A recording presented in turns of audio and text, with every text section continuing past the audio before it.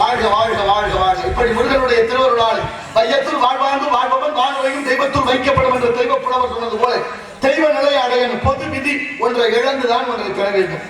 அது ஒன்றை இழந்தால் ஒன்று கிடைக்கும். அதுபோல ஒன்று கொடுத்தா அன்பு வரும். கை நீட்டினா தர முன்னே நீண்டா உடனே அதனால ஒன்று கொடுத்தால் அன்பு வருது, அன்பு வந்தால் அருள் வரும், அருள் வந்தால் தவம் வரும், தவம் வந்தால் சிவம் வரும். அன்பே சிவம் அன்பிற்கு உண்டு அழைக்கும் தாள் அன்பும் அறனும் உழைத்தாயும் இல்வாழ்க்கை பண்பும் பயனும் அது என்று சொன்னது போல இந்த இடத்தில் உமக்கென்று ஒரு சிறப்பை ஏற்படுத்த வேண்டும் என்பதனால தமிழை பேசி பார்க்க வேண்டும். தங்கத்தை உரசி பார்க்கணும், வைரத்தையும் அறுக்கணும், வைரம் வைரத்தால் அறுக்கணும். ஈக்கால் முதலிய குற்றங்கள் இருக்கும். அதுபோல கால்வந்தை நொந்து கதிக வெளி நடந்து யான் வந்த தோறும் எழுதன்று கூணல் நடந்து எனக்கு அங்க அந்த காவிரி சூழ் நாடா இருந்து எனக்கு எங்கே இடம் என்று கேட்டால் அபிமூதாட்டி அதுபோல இல்லாமல் அற்புதமான வரவேற்பு.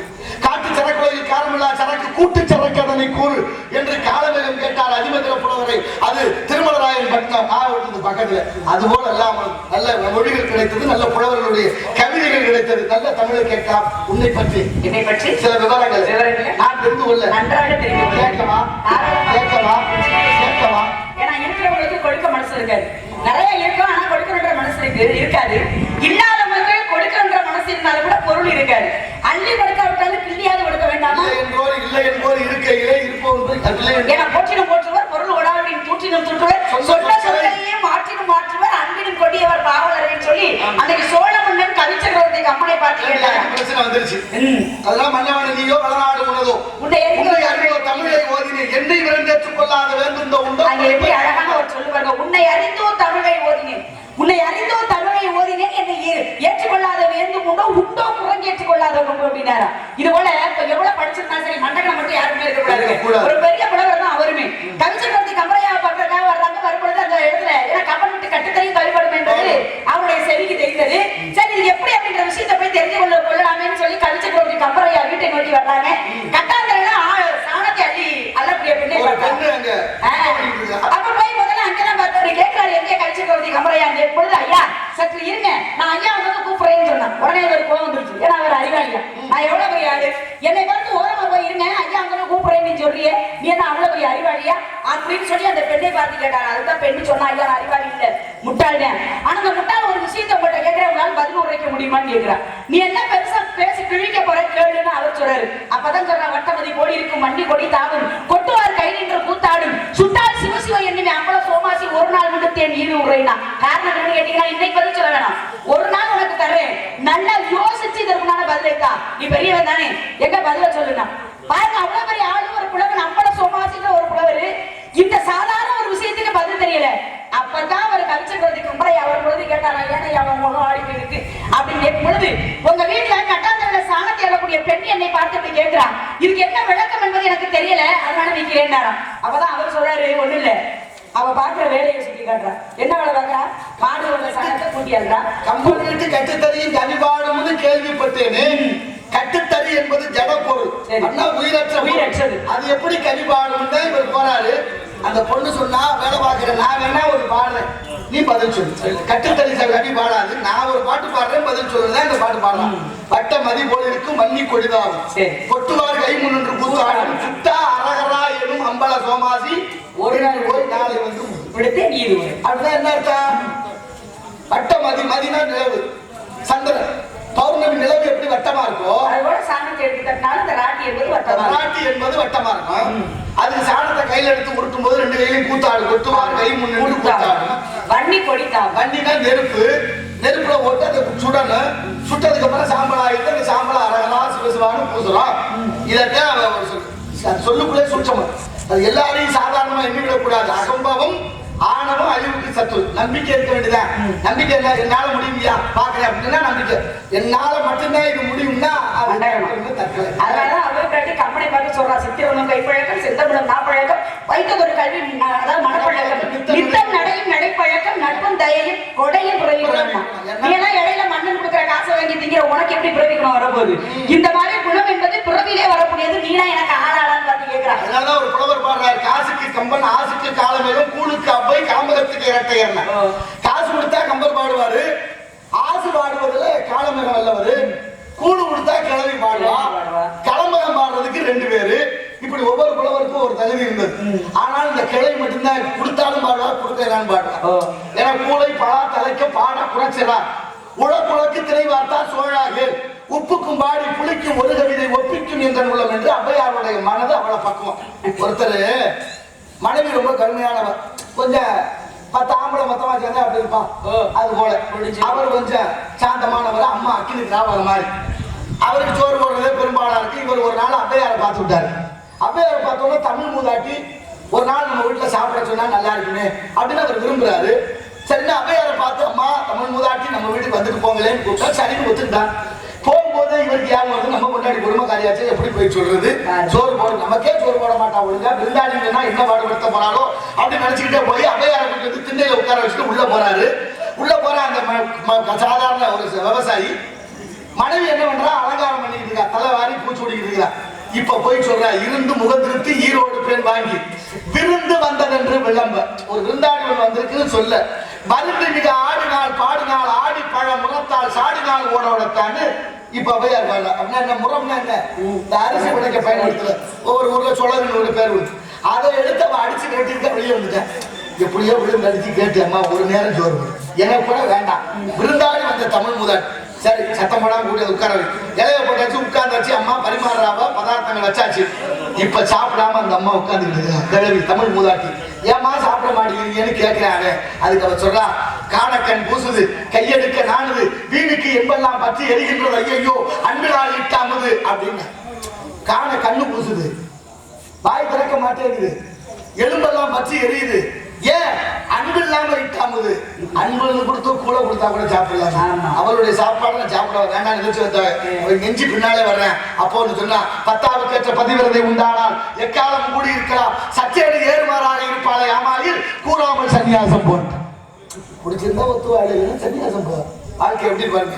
அப்படி அப்பதான் கோவப்பட்டு இந்த கிழவி எங்க அப்பா மேல கோவப்பட்டா. அங்க எந்த கோவத்தை எங்க அப்பா மேல கோவப்பட்டா. பிரம்மனை நான் கண்டேன்னா ஏற்கனவே ஒரு தலை கிள்ளியாச்சு, இருக்கிறது 4 தலை இருக்கு, 4ஐயும் கிள்ளீர்கள்னு பாடுறா பாரு. அச்சதலை போக அறாத தலை நான்கினையும் பத்து திரிய பரியனும் பக்தன் மரமனையானுக்கு இந்த மாலை வகுத்த பிரம்மனையான் காணப்பெறி. இப்ப என்னோட உலகத்துல எனக்கு திருமணம் என்பதே வேணா சொன்னதுனாலதான் பாலும் தெளிதேனும் பாகும் பொருளுக்கும் இவை 4 கலந்துனருக்கு நான் தருவேன். கோலமிசை துங்க கழிவுத்து தூமணியே நீ எனக்கு சங்கத்தமிழ் 3 தாடி கேட்டு வாங்கினவர்.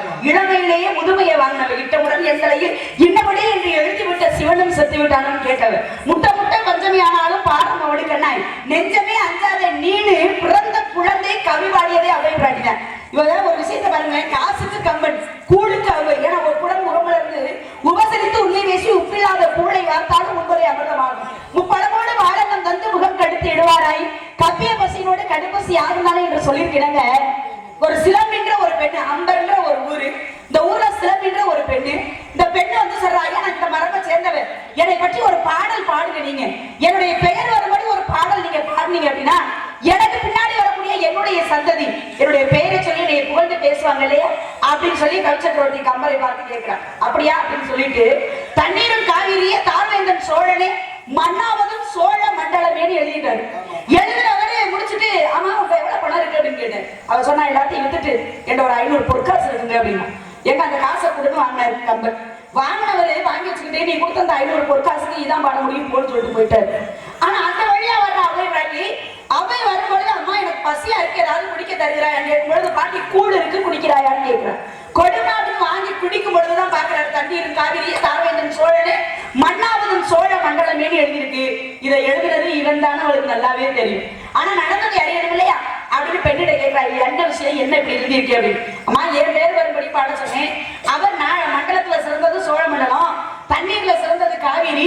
இதை எழுதிட்டு போயிட்டாரு. கேட்டதுக்கு நீ கொடுத்த 500 பொற்காசுக்கு இதுதான் பாட முடியும் போயிட்டாருமா கம்பரையான்னு சொல்லு. சரி நீ கொடுத்த கூழுக்காக இதை நான் முழுமைப்படுத்தட்டுமான்னு அவர் கேட்கிறார். எப்படி ஒன்னாலும் முடியும் பாட்டிக்கு இவ சொன்னா. அப்பதான் சொன்னாலும் அம்பர் சிலம்பி அரவிந்த தாளனையும் செம்பர் சிலம்பே சிலம்பு அப்படின்னு. பெண்ணாவோட அம்பர் சிலம்பி அரவிந்த தாளனையும் செம்பர் சிலம்பே சிலம்புன்னு சொல்லி அந்த பெண்ணுக்கே கவி சேர்த்தா ஒரு கூழுக்காக. கம்பரு பாடுனா வசதியா வந்துடலாங்கிற எண்ணத்துல அந்த பொண்ணு விரும்பினா கம்பரு 500 காசுக்கு இவ்வளவுதான் பாட முடியும்னு பாதி எழுதிட்டாரு. கூடு குடிக்க வந்தா கொஞ்சம் நீராகாரம் அப்படி அண்ணாந்து குடிக்கும் போது பாடினதை பார்த்துட்டு முழுமை பெறாம இருக்குன்னு முழுமை பெற செய்தான். இப்ப ஏற்கனவே வறுமையில இருந்த பெண்ணு அம்பர் சிலம்பி அரவிந்த தாளனின்னு சொல்லக்கூடிய கொஞ்சம் வசதி வந்துருச்சு. இந்த செய்தி கம்பர் காதுக்கு போது கம்பர் கோவப்படுறாரு. ஒரு பொம்பளை நம்ம வாழ்நாடு எதிர்பார்ப்பாங்களா விட்டு வைக்க முடியாது. சபையில உட்கார வச்சு ஒரு வார்த்தையை கேட்ட நாளிலை பந்தலடி நடுவில் ஒரு காலடி அது என்னடின்னு கேட்டார். ஒரு சபை நாகரிகம் ஒண்ணு இருக்கு. ஆனாலும் பாட்டோட சேர்த்து அவளை டீ போட்டு ஒரு கிழமையை கேட்கணும் பெரிய மனுஷிய அப்படின்னு கேட்கிறாரு. கம்பரும் பெரியவர் தான் அப்படியாரும் சாதாரண பாடல்கள் அவ்வளவு முத்தான பாடல் 10,000 கவிதைகளுக்கு மேல முத்தாக தந்தவர் கம்பர் பெருமான். அதுபோல அவ்வையின் தமிழ் அவ்வளவு எளிமையான. ஆனாலும் அவ பார்த்தா நீ எப்படி கேட்டியோ அது மாதிரி நானும் உனக்கு பதில் சொல்றேன். 8 கால லட்சணமே யமனேரும் பெரிய மட்டமே குறையில்லா வீடு குலராமன் ஒருவனே மட்டில் பெரியம்மை வாரணமே ஆரையடா சொன்னாயடா ஆரக்கீரையடான்னு முடிச்சுட்டான். நாளிலே 12 ஆராக்கீரை இந்த குளங்கள்ல இருக்கும். இப்ப இருக்கான்னு காணவே முடியல. கண்ணுல இருக்கா ஆராக்கீரை? அது 4 இலை இருக்கும், நடுவில் ஒரு காம்பு இருக்கும். அப்ப நாளிலே 12 நடுவில் ஒரு காலம் என்னடின்னு கேட்டார். அவர் கடைசியா சொன்னார் அம்மா 8 காலத்திலும் என்ன தமிழ் எழுத்துக்கள் எழுத்து பாருங்க. அரபு எழுத்து தான் நம்ம 1 2 3 எழுத்தாளர் இருந்தது. தமிழ்ல எழுத்து இருக்கு. ஒண்ணுன்னா காணா 1 இல்லையா, ரூனா 2 ஊனா 2 இருக்கு. அப்ப யானா 3 இப்படி இருக்கா. அப்ப காணா ஆனான்னா 1 ஆனாங்கிறது 1 8 ஆனாங்கிறது 8 காணாங்கிறது 1 அவலட்சணை வானாங்கிறது புரியுதா உனக்கு? 8 காலட்சணை 8ன்னா ஆனாதான் 8. சரி காலுக்கு வானா ரெண்டையும் சேர்த்து அவர் ஆனாவும் வானாவும் சேர்ந்தா 8 காலத்துல போட்டுருக்கோம். இருக்கா தமிழ் எழுத்துக்கள் பயன்படுத்தும். அதெல்லாம் பயன்படுத்தும். நிறைய விஷயம் தமிழ்ல இருக்கு. தனியா போய் தேட வேண்டியது இல்லை. கடைவாங்கி பயன்படுத்த வேண்டிய அவசியம் இல்லை. எழுத்துக்கு ஆனா காலுக்கு வானா. அதனால அவலட்சணம் முழுமை பெறாத லட்சணம் கேட்டவன்னு அர்த்தம். வடா லட்சணம் கேட்டேன்னு சொல்றாங்க. அந்த வார்த்தையை சொல்றான் அந்த கிழவி. அவக லட்சணமே முட்டமை கூட இல்லாத குட்டுச்சோறு குலராமன் தூதுவனா கொட்டங்க மட்டில் பெரியம்மை வாங்கணும்னா அழுதைய அப்படின்னு கழுதைய பெரியம்மை வாங்கணும். முட்டமை கூட இல்லாத விட குலராமன் தூதுவனா ஆராக்கிறைய கையா சொன்னான்னு பதில் சொன்னாங்க. இது தமிழர்கள் அந்த புலவர்களுடைய நாகரிகம். இன்னொருத்தர் ராமச்சந்திர கவிராயர் மாம்பழ கவிராயர் நண்பர்கள். மாம்பழ கவிராயரை பார்க்க ராமச்சந்திரன் வர்றாரு. ராமச்சந்திரன் வரும்போது பொழுது போச்சு. சாயந்தர நேரம் ஆள் வர்ற சத்தம் மட்டும் கேட்குது. ஏதோ ஒரு காலடி சத்தம் கேட்குது. அவருக்கு தெரியுது யாருப்பா நான் வர்றதுன்னு கேட்கிறாரு. மாம்பழ கவிராயர் இவரானே ராமச்சந்திரன் வந்திருக்கேன்னு சொல்லியிருந்தா பிரச்சனை இல்லை. சொல்லும் போதே இவர் ஈனாவை கொஞ்சம் சேர்த்து அழுத்தி ராமச்சந்திரன் வந்திருக்கேன்னு சொல்ல. ஏன்னா எழுதும் போதுதான் ஈனா சொல்லும் போது சாதாரண இது இலக்கணத்தினுடைய வழிமுறை.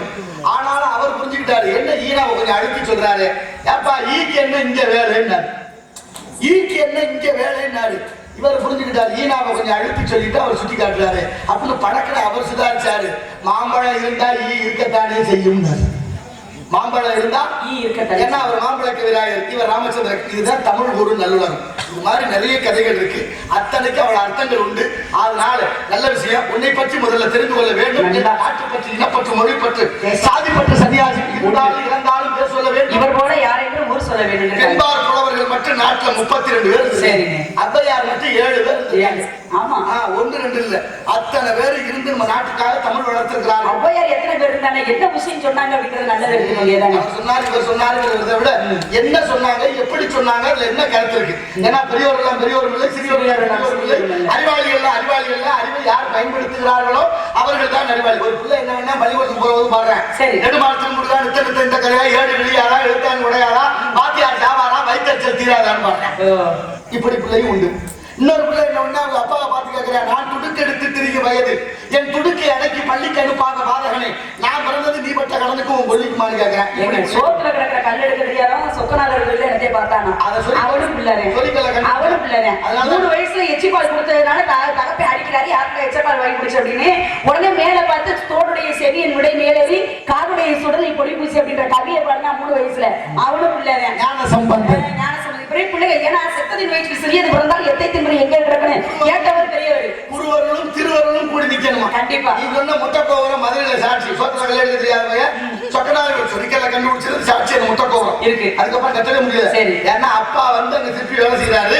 அவன் மகன் வந்து கண்டுபிடிக்கிறான். ஒரு விஷயம் என்ன தெரிஞ்சுங்க, பெரியவங்களுக்கெல்லாம் நல்ல அறிவு எல்லா இடத்துலயும் வேலை செய்யணும் சொல்ல முடியாது. அது போல சின்ன பிள்ளைகளுக்கு அறிவு மழுகி போயிருக்கு. ஏன்னா சிறுபிள்ளை வெள்ளாம வீடு போய் சேராது பெரியவங்க சொல்லுவாங்க இல்லையா. அது சிறுபிள்ளை வெள்ளாம தான் வீடு போய் சேராது. என்னைக்கு வெற்றியோட போற பிள்ளை. 3வது பிறந்ததுல இருந்து பேசாத ஒரு குழந்தை ஒரு புளியாமர பெரிய பொந்துல போய் குடியிருக்கு. பாருங்க தவம் இருக்கும் பொழுது அந்த இடத்துக்கு அந்த பிள்ளையை பார்ப்பதற்காக ஒரு பெரியவர் வர்றாரு. அந்த பெரியவர்கிட்ட வந்து எல்லாரும் சொல்றாங்க, எங்க பிறந்ததுல இருந்து இந்த குழந்தை பேசியதே கிடையாது, நீங்க போய் என்ன பெருசா பேச போறீங்கன்னு கேட்கும் பொழுது கண்டிப்பா நான் பேசுறதுக்கு கண்டிப்பா அந்த குழந்தை பேசுற நம்பிக்கை அவருக்கு கீழே சிறியது பிறந்தால் எத்தை தின்று எங்கே கிடக்கும்? எத்தை தின்று அதுக்கு அந்த குழந்தை பிறந்ததுல இருந்து பேசாத குழந்தை அத்தை தின்று அங்கே தான் கிடக்கும் அப்படின்னா அந்த குழந்தை நம்ம இப்ப என்னன்னா செத்தல் வயிற்று சிறியது பிறந்தால் எத்தை தின்று எங்க வாழ்ந்து அவர் கேட்டாரு. என்ன ஒண்ணு இல்ல, இப்ப உடம்புல இருந்து உயிர் போச்சுன்னா 6 மணி நேரத்துல புழு வச்சிடும். கண்டிப்பா அதுக்கு மேல இந்த உடம்பு பூத உடலாக 6 மணி நேரத்துக்கு அப்புறம் இந்த உடம்புல புழு வச்சிடும். புழு தானா உற்பத்தி ஆகுது. தானா உற்பத்தி ஆன புழு எதை சாப்பிடும்? இந்த உடம்புல இருக்க ரத்தமும் சதையும் இதையிலே சாப்பிடும். எத்தை தின்று எங்க வாழும் கேட்டாரா, அதான் அவர் சொன்னார், அத்தை தின்று அங்கே வாழும். அதே தின்னுட்டு அதோட சேர்ந்து அதுவும் செத்துடும். அதுக்கப்புறம் வாழலாம். அதுதான் அவர் கேட்கிறார். ஏன்னா தேங்காய் மாங்காய் பால் உண்டு மலை மேல இருப்பவருக்கு தேங்காய் பால் எதுக்கடி குதம்பாயின்னு ஒரு பாட்டு உண்டு. மாங்காய் பால் உண்டு மலை மேல இருப்பவருக்கு தேங்காய் பால் எதுக்குன்னா என்ன அர்த்தம்? மாங்காயை கடிச்சிட்டோம்னா உதட்டுல பால் வந்தா புண்ணு வரும். என்ன பால் வந்தாலும் புண்ணு வரும். அப்படி மாங்காய் பால் பட்டு புண்ணு வந்தாக்க அந்த புண்ணை ஆற்றுறது தேங்காய் பால். இப்ப மனமாகிய மாங்காய் பால் புண்ணாகி போச்சுன்னா தேங்காயா இருக்கிறது ஈசன். அதனாலதான் முக்கன் மூர்த்தி அவனை வணங்கினா மனம் சரியாகும் என்று இது சித்தர் பாட்டுல பாட்டு. சாதாரண பாடல்கள் அல்ல, அத்தனை பாட்டு. ஒருத்தருக்கு தலைவலி வந்திருக்கு. தலைவலி வந்தோன்னா ஐயா மருந்து இருந்தா சொல்லுங்களேன். அவர் சொன்னாரா 2 குரங்கு கையை ஒடிச்சு யானை பால் இறந்து தேய்ச்சிக்கையா சரியா வந்திருந்தா. குரங்கு எங்கேயா போய் பிடிக்கிறது, அப்புறம் கையை எங்கேயா ஒடிக்கிறது அப்படின்னா அதுக்கு ஒரு சூட்சுமத்தை வச்சா சித்தர்கள். குரங்குக்கு முசுன்னு ஒரு பேர் உண்டா? முசு என்றால் குரங்கு. ஏன்னா முசுகுந்த சக்கரவர்த்தின்னு ஒரு சக்கரவர்த்தி புராணத்துல உண்டு. முசுகுந்த சக்கரவர்த்தி அன்னத்த குரங்கு முகத்தோடு குந்தம் என்ற ஆயுதத்தோட வந்ததுனாலதான் ஒரு பேரு முசுகுந்த. எந்த நாட்டு ஆண்டாரு? கரூரை தலைநகராக கொண்ட ஆண்டவர். இப்ப இருக்க கரூர் பக்கத்துல அமராவதி ஆறு, அந்த ஆற்றுக்கு பேரு ஆம்பராவதினு பேரு. ஆம்பரம்னா மாமரம். 2 மரங்களையும் மாமரங்கள் அதிகமாக இருக்கிறனால இதுக்கு ஆம்பராவதி. ஆம்பராவதி மருவி அமராவதி. காஞ்சிபுரத்துல ஒரே ஒரு மாமரம். அதனாலதான் ஏகாம்பரேஸ்வரன் அர்த்தம். ஏக ஆம்பரம்னா மாமரம்னு அர்த்தம்.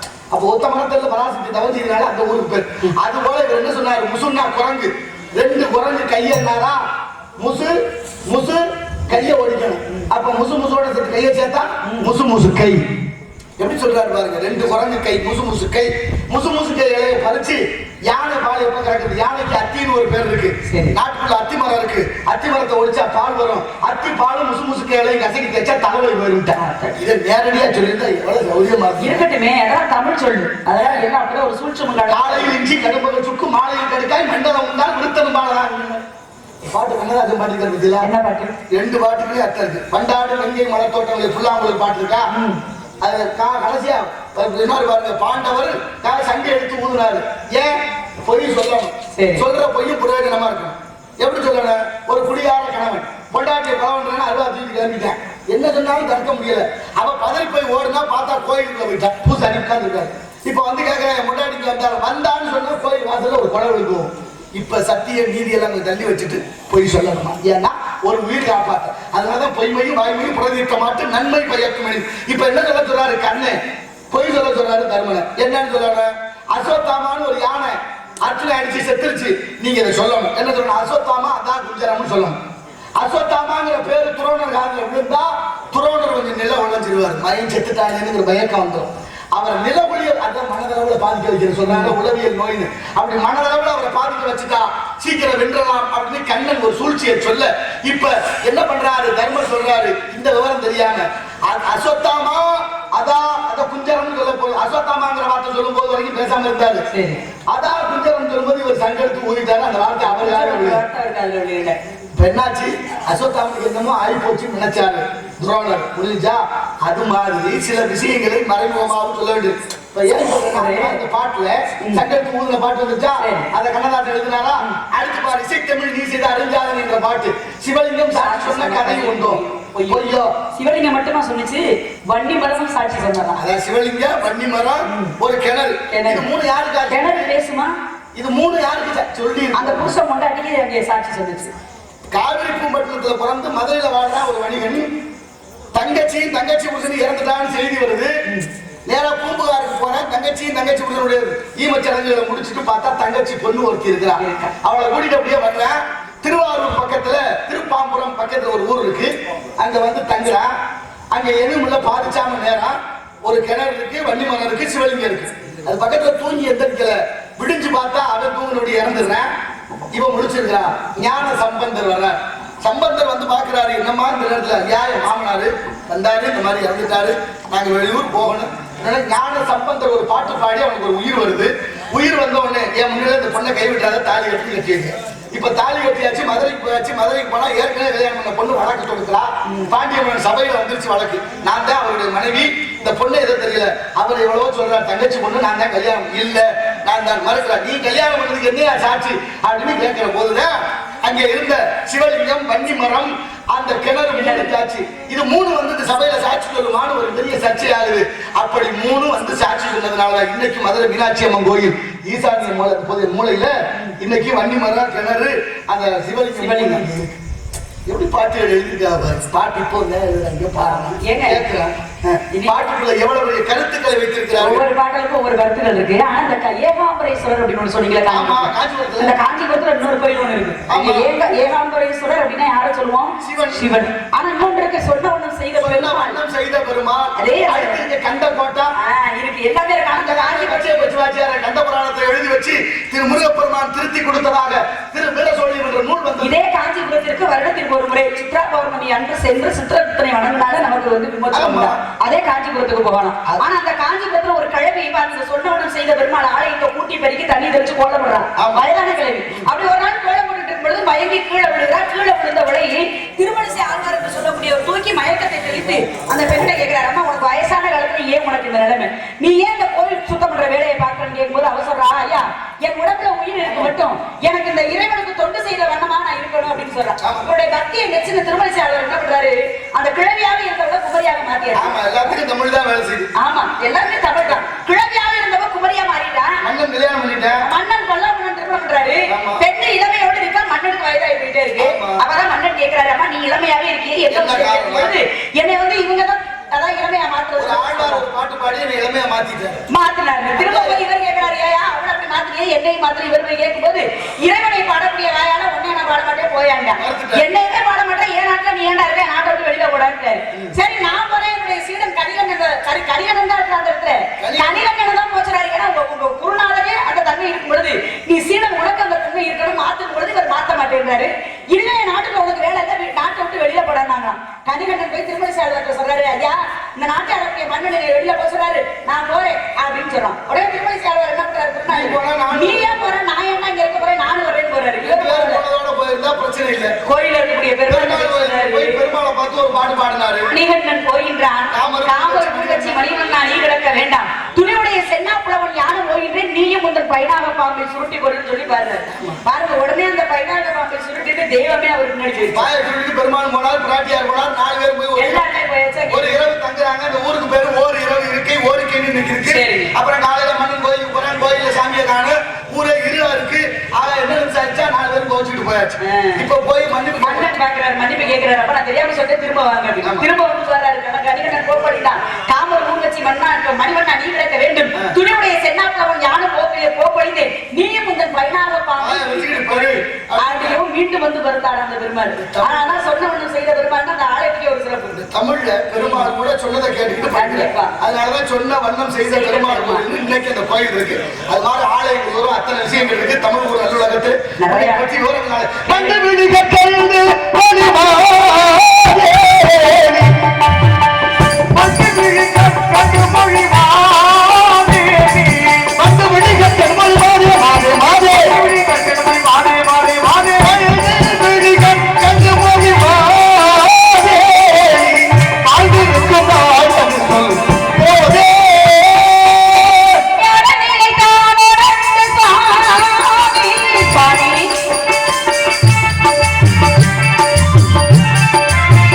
Yeah.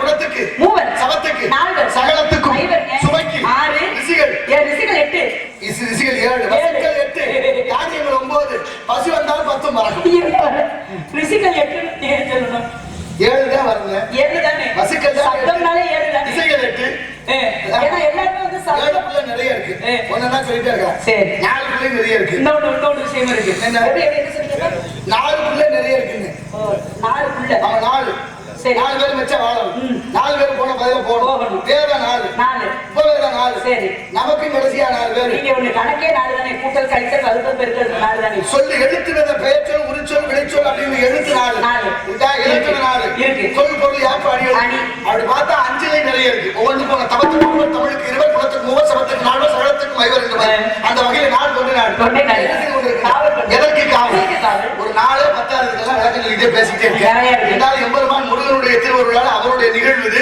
அதனால அவர் மண்டாப்பிள்ள அடுத்த தேங்காய் உடைக்கப்படாது பாதி உடைச்சாச்சு நான் கொஞ்சம் இருக்கு அதனால என்ன செய்யறேன் பெண்களுக்குரிய பருவங்கள் 7 அடங்கிருக்கும் பருவம் மகை பருவம் ஆடிப்பட்டம் காற்றுள்ள போது பருவத்தை பெரியவங்க செய்தா பருவகாலத்தை வீணா பருவகாலத்தை வீணா அம்மா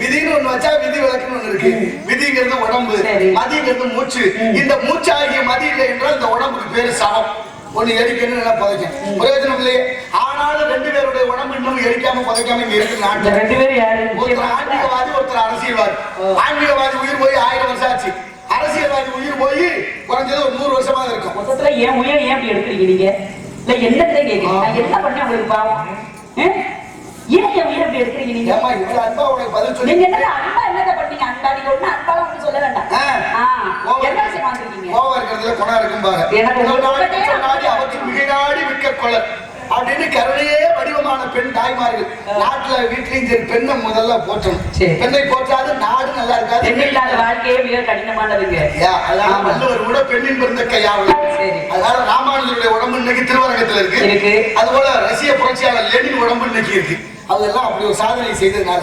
அதனாலதான் ஒரு சாதனை பண்ணணும் பிறந்தோம் வளர்ந்தோம் தின்னும் செத்தம்னு போகாம அரசாங்கம் கூட வீட்டுக்கு ஒரு மரம் நடுங்கன்னு சொல்லுது நான் சொல்ற வீட்டுக்கு ஒரு மரம் இல்ல வீட்டுல எத்தனை பேர் இருக்கு அத்தனை பேர் இருந்து ஆளுக்கு ஒரு மரம் நடுங்க அதை பத்திரமா வளருங்க அது நடுற மரம் பிரயோஜனமா இருக்கணும் எப்படி கணிதர் மரங்களாக நடுங்க நல்ல மழை தரும் மரங்களா நாங்க மரமா நடந்து எங்களுக்கு என்ன அவசியம் இருக்கு தேவையா கொடுத்தா ஏதாவது வாங்கிப்போம் அவ்வளவுதான் முடிஞ்சிச்சு இலவசமா கொடுத்தா வாங்கிட்டே இருப்போம் நாங்க யாரும் மாப்பிள்ள பார்த்தோம் ஆமா யாரு அழகான மாப்பிள்ள அவர்தான் அழகா எனக்கு என்ன அழகுல குறவா அறிவுல குறவா மூக்குல குறவா முடியில குறவா குறவா குறவா நிறைவா குறைவா குறைவு இல்லை நிறைய இருக்கிறது குறைவிட ததுமாத அது மாதிரி நிறைய உனக்கு நிறைவு வரப்போகுது இன்னும் தெரியுமா மாணிக்கங்கிறது அழகு மகனத்துல வச்சாதான் பெருமை சரி பள்ளிங்கிற பேருக்கு ஆபரணம் ஒரு பேர் எல்லாருமே மாணிக்கம் கிடைக்குது எதிர்பார்க்க முடியாது இந்த ஆபரணத்தை முருகன் எழுத்துல அப்படிப்பட்ட பெருமைக்குரிய அடையாளமான யார் தெரியுமா அவர்தான் அழகன் குழகன் குழகனார் அவர் அழகு பெரிய கிழமை எனக்கு அவர் தேவையே கிடையாது அழகன் குமரன் மாப்பிள்ள வேணான்று அவன் அறிவும் உருவமாகி அனாதையாய் பலவாய் ஒன்றாய் பிரமமாய் நின்ற சோதி பழம்பதர் மேடையாகி கருணை ஒரு முகங்கள் 6 கரங்கள் படி என்று கொண்டு உயர்ந்த பக்தர்கள் போற்றக்கூடிய சத்து சித்து ஆனந்த வணக்கம் ஏன்னா மாப்பிள்ள வேண்டாம் ஏற்கனவே கொண்டாடிருக்கீங்களே உங்களுக்கு குருடி பேசுறீங்களே ஏற்கனவே ஒரு பெண்ணாக இருக்கிற ரெண்டாவது நம்ம போகலாமா அது தப்புலையா போயிட்டாங்க வாய்ச்சாடா இருக்கிறேன் அவனுக்கு தான் கல்யாணம் ஆயிடுச்சு தெரியுதுல்ல அப்புறம் ஏன் நினைக்கிறேன் அச்சோ குலக்கடவுளாக நினைச்சிருக்கேன் கடவுளுங்க அவரு நடிப்பு பச்சை பசப்பி அச்சுலாங்க அவன் புருஷனுக்காக நான் ஏன் ஓட்ட போறேன் தெரியுது என்ன அழகு முகத்துல தெரியுதுன்னு அடுத்தது காட்டும் மலிவு போல் நெஞ்சில் கடுத்தது காட்டும் நீங்க என்ன பேசுறீங்க எனக்கு மாப்பிள்ள பிடிக்கல அப்பா மாமே சீனிவாசன் ஆமா முடிசார்ந்த மன்னர் இறுதியில் பிடிசாம்பல் கிடையாது திருநீரிட்டார் வெட்டாட்சி மலை மறந்தார் வாழ்ந்தார் முடியாது முடியாது முடியாது என்ன சொன்னா முடியாது சொல்லுங்க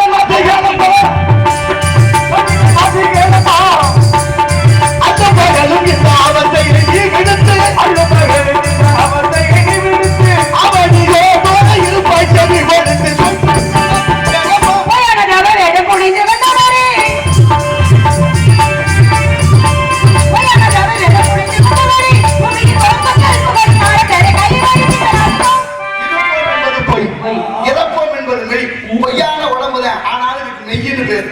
ஏன்னா நிலையான ஆன்மாவை தாண்டுவதனால இது மெய் உடம்பாகுது. அதுபோல நிலையான வாழ்க்கையாக முருகனை உனக்கு திருமணம் செய்து வைக்க முடியாது. பொழுது அர்த்தமனம் ஆவதற்குள் அந்த சிக்கல் சிங்கார வேலவனை வர செய்து மனதை திருடிக் கொண்டு என்பே நாரதம் அல்ல, அறிந்திருப்பது பிரம்ம முடிச்சும் அல்ல. சத்தியம் சத்தியம் சத்தியம் அது வரைக்கும் சாந்தம் சாந்தம்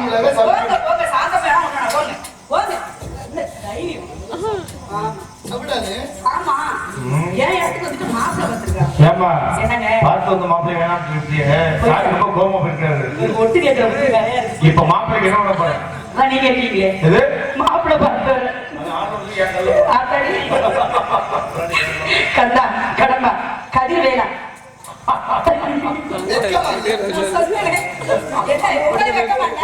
ஒரு பொம்பளை தனியா என்ன பேசுவா, அதை போய் ஒட்டி கேட்கலாமா? அப்படின்னு உண்மையே எண்ணி அணுகிற மூஞ்சி தரும்னா உண்மை விரைவில் அடைவதற்காகவே நாரதர் மகரிஷி நம்ம வரை பேசினேன்.